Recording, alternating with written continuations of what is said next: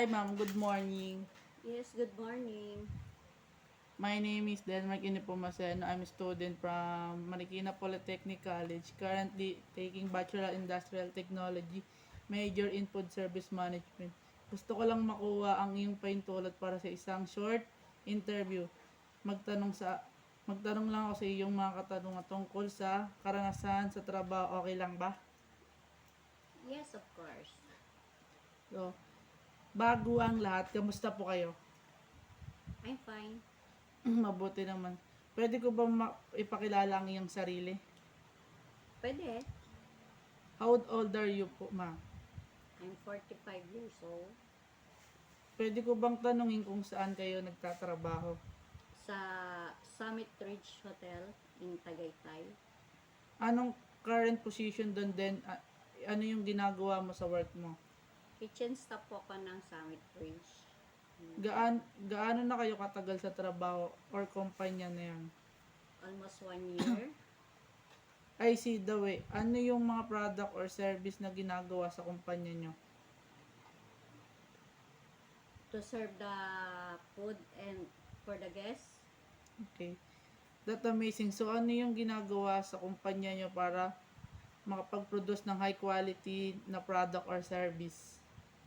Siyempre, pagandahin ng serbisyo at saka yung pasarapin ng aming niluluto at from the bottom of the heart.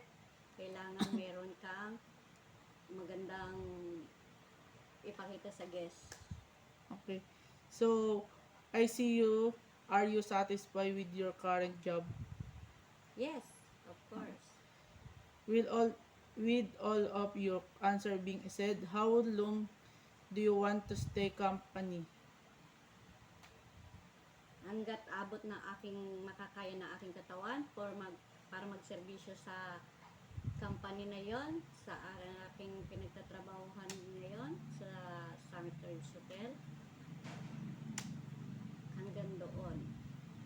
May papayo ka ba for those na gustong gustong tuloy yung future na yun?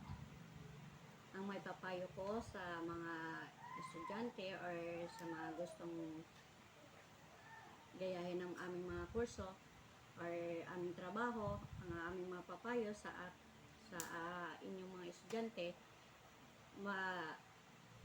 pabuti ng pag-aaral para makamit ang inyong kurso na ginusto at para din sa inyong napiling kurso para sa maging matagumpay ang inyong minimithi sa bawat isa. Okay. Yun na. Thank you po.